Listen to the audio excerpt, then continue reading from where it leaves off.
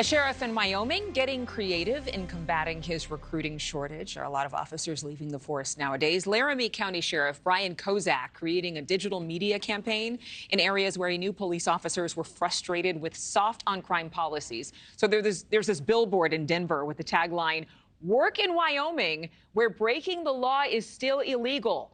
Joining me right now, Sheriff Kozak. Thank you so much for being here. Okay, what's the reaction? Oh, great. Very positive, especially from the local community. I've been using this tagline now for almost a year. The local community loves it. And so we thought we'd reach out to our neighbor in Colorado and see if we can do some recruiting there, because we hear that officers there are frustrated. So we're going to take advantage of that and welcome them to Wyoming. Okay, so for people who don't live in Laramie County, I'm hearing you're getting emails from Japan and Australia. Is this true? That is true, yeah. So this message, I guess, resonated with a lot more folks than I expected. And we're getting applications from police officers from all over the country. So our target was originally Colorado, but, we're getting just a massive amount of applications from all over. So this is great news for us. I hear a lot of officers, actually talk to them in community meetings, and I find that they still can arrest people, but a lot of the laws tied to what the courts are doing, tied to the kind of charges that people face, they're diminished. And so they feel their hands are tied. So how are you tackling that part of the story? So what we're really portraying here in Laramie County, especially, and really all law enforcement agencies in Wyoming, we have a lot of support. This is, let's be honest, it is a red state. Everyone here believes in law and order, and so our courts are on board with that, as well as our prosecutors, and our police officers are allowed to go out and do their job.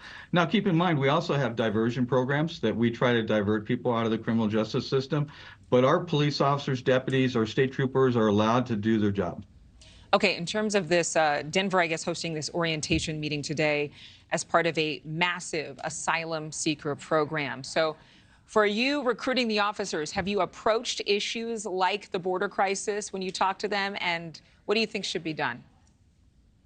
Well, first of all, just my personal opinion, I think the border issue needs to be fixed. The asylum seekers, I believe, go back to the original policy where they're held in custody until their court hearing comes up. So the policy is right now they're turned loose in our country and they have a court hearing later on. And that's why so many people are flooding across the border. So that needs to be fixed. Unfortunately, these cities that are welcoming these people are really having to face all the problems that come with it. And so that's one thing Denver's facing. The police officers are frustrated, especially when their budget was cut. Their training budget has been cut. And also on top of that, they came out with a new policy in Denver where police officers are not allowed to enforce minor laws, such as expired registration, equipment violations on cars. Wow.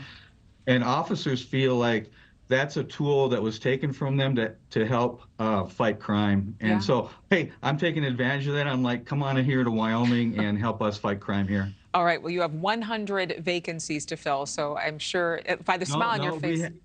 I had 100 when I took office. So we filled 72 last year. I still got about 20 to go. Okay. And yeah.